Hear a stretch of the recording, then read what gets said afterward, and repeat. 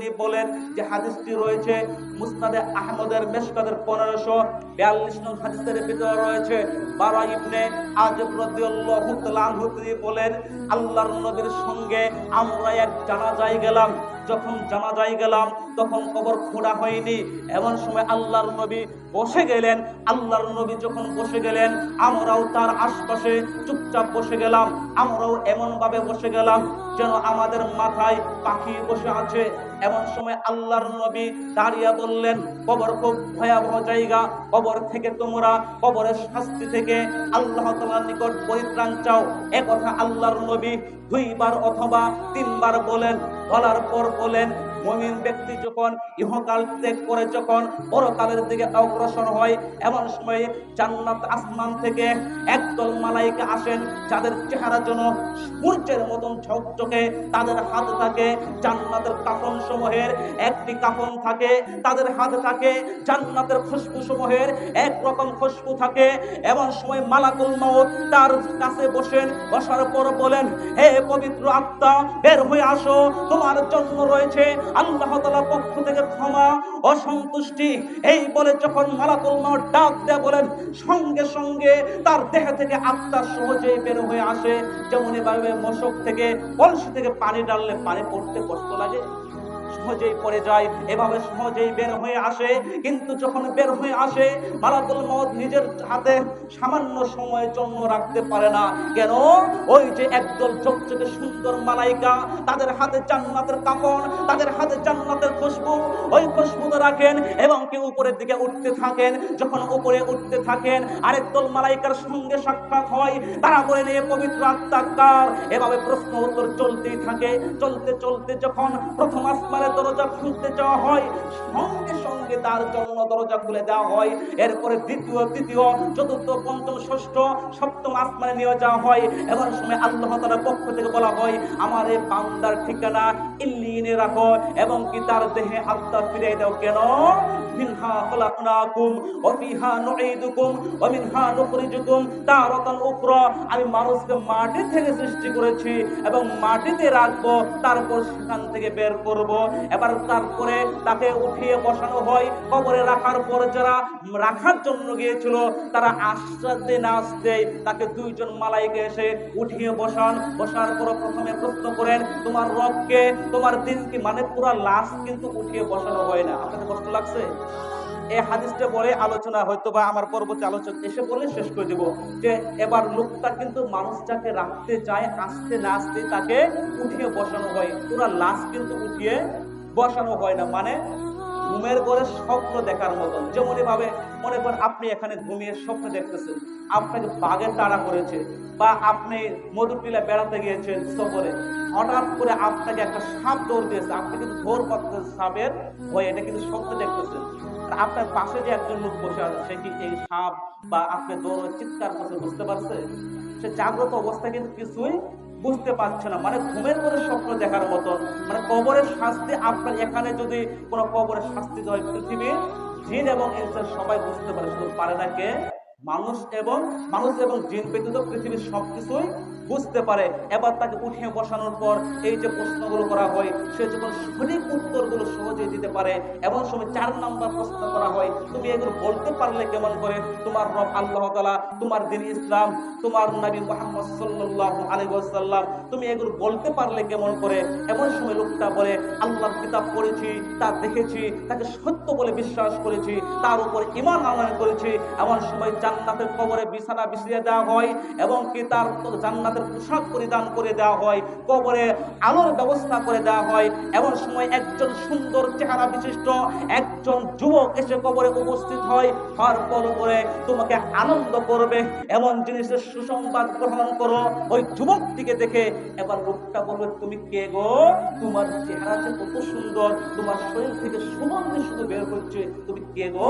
এমন সময় যুবকটি বলবে, আমি মূলত তোমার সদামত। আপনি যে রাত্রিতে জেগে জেগে কোরআনের মাহফিলে উপস্থিত হয়ে কোরআনুল কারীমের আলোচনা শুনছেন, এইগুলো শতামল হবে।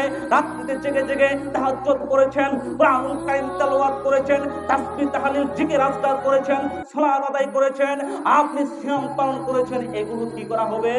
একটা যুবকের আকৃতি করা হবে। আসলে মূলত ওটা যুবক নয়, ওটা হলো একজন কি আপনার শতামল। এরপরে আল্লাহর নবী বলেন, বেঈমান মুনাফিক কাফিরের যখন মৃত্যুর সময় ঘনিয়ে আসে, এমন সময় আসমান থেকে একদল কুৎসিত চেহারা বিশিষ্ট মালাইকা আসেন, যাদের চেহারা দেখলে ভয় লাগবে। তাদের হাতে থাকে একটা শক্ত চট থাকে।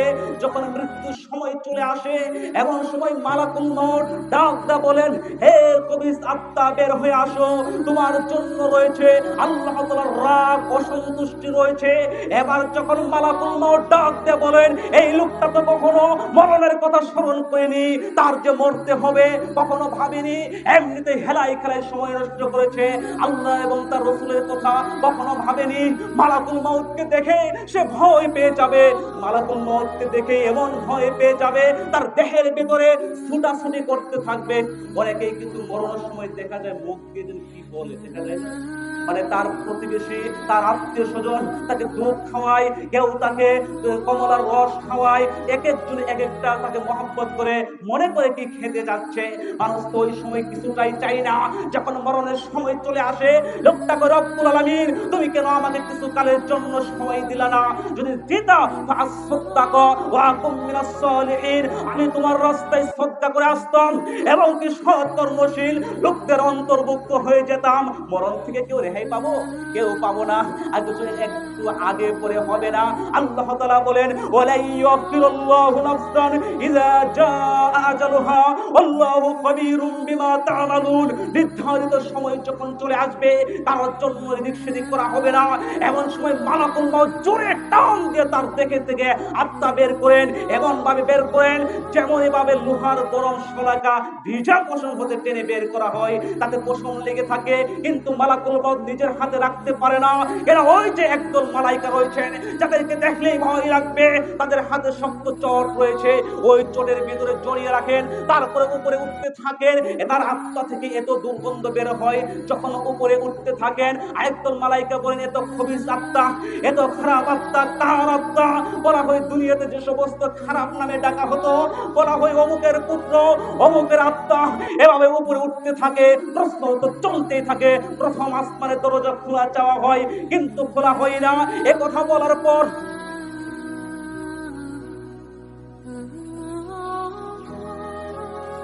প্রধান বক্তা এসে গিয়েছে, আমি তো খেয়াল করিনি, তাহলে শেষ করে দেই।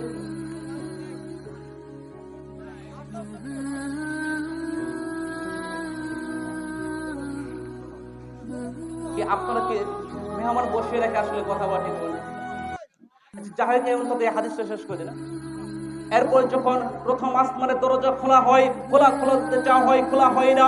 এই কথা বলার পর আল্লাহর নবী ওই আয়াতটি পাঠ করেন, ইন্নাল্লাযীনা কাযযাবু বিআয়াতিনা ওয়াস্তাকবারু আনহা লা তুফাত্তাহু লাহুম আবওয়াবুস সামাই ওয়া লা ইয়াদখুলুনাল জান্নাতা হাত্তা ইয়ালিজাল জামালু ফি সাম্মিল কিয়াম। এই সমস্ত লোকের জন্য যারা আল্লাহ তাআলার কালামকে অবিশ্বাস করেছে, তাদের জন্য আসমানের দরজা খোলা হবে না, তারা জান্নাতে যাওয়া এমনটাই অসম্ভব। যেমন এভাবে সূচের ছিদ্র পথে প্রবেশ সম্ভব, সূচের ছিদ্র দ্বারা ওর প্রবেশ যেমন অসম্ভব, এরা জান্নাতে যেতে পারবে না।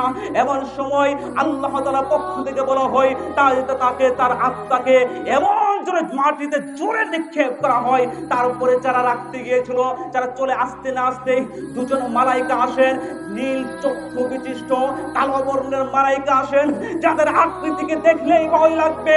তাকে উঠিয়ে বসানোর উপর প্রশ্ন করা হয়, তোমার রবকে, তোমার দিন কি, তোমার নবীকে? লোকটা তো বলতে পারে না।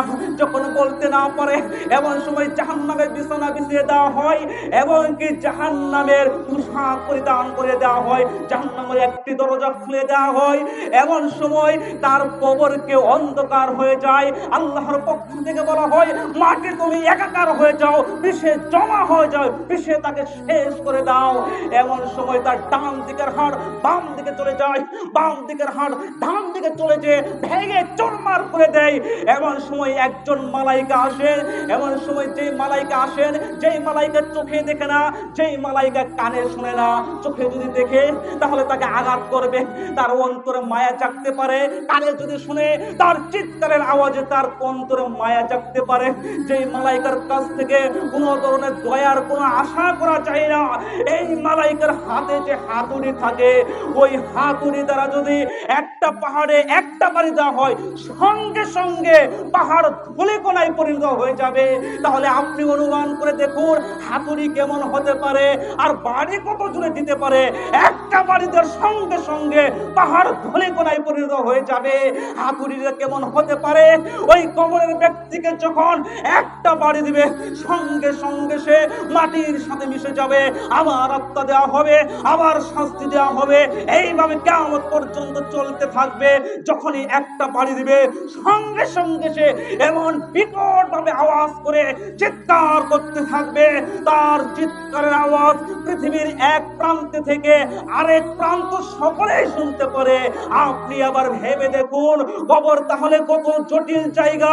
আমরা তো একজনকে দাফন করে আসি, শুধু মনে করি এই লোকটা আমার ভাই মারা গিয়েছে, সেই তো মারা গিয়েছে, এই জায়গা যে আমার জন্য, এটা কখনো আমরা ভেবে দেখি না কবর এত জটিল জায়গা।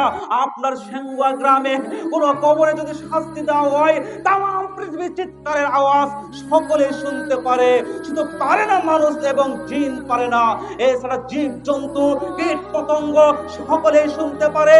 সে যখন চিৎকার করতে থাকে, এমন সময় জাহান্নামের দরজা খুলে দেওয়া হয়, জাহান্নাম থেকে আগুনের শাস্তি আসতে থাকে। উপরে আগুন, নিচে আগুন, ডাইনে আগুন, বামে আগুন, সামনে আগুন, পেছনে আগুন। এমন সময় একজন যুবক আসেন, তাকে দেখলেই ভয় লাগবে। কুৎসি চেহারা বিশিষ্ট, তার শরীর থেকে শুধু দুর্গন্ধ বের হয়। এমন সময় কবরের ব্যক্তি বলে, কে গো তুমি? তোমাকে দেখে ভয় লাগে আর তোমার শরীর থেকে শুধু দুর্গন্ধ বের হচ্ছে, তোমার চেহারা যে কত কুৎসি। এই কথা যখন এই কবরের ব্যক্তি বলে, এমন সময় যুবকটি বলে, আমি তো তোমার মূলত সেই প্রজামন। আসলেই কিন্তু একটা যুবক নয়, সারা জীবন খারাপ কাজ করেছি, শুধু আমরা ইসলামের বিরোধিতা করেছি, তাদেরকে কবরের ভিতরে শাস্তি দেওয়া হবে। কবরের শাস্তি নিয়ে আরো কথা থাকলেও সামনে দিকে যাচ্ছি না, যেহেতু প্রধান আলোচক এসে গিয়েছেন। আল্লাহ রাব্বুল আলামিন যেন আমাদের সবাইকে বিশেষ করে কোরআন এবং সহিহ হাদিস মোতাবেক আমল করার তৌফিক দান করেন। সকলে বলি আল্লাহুম্মা আমিন। প্রধান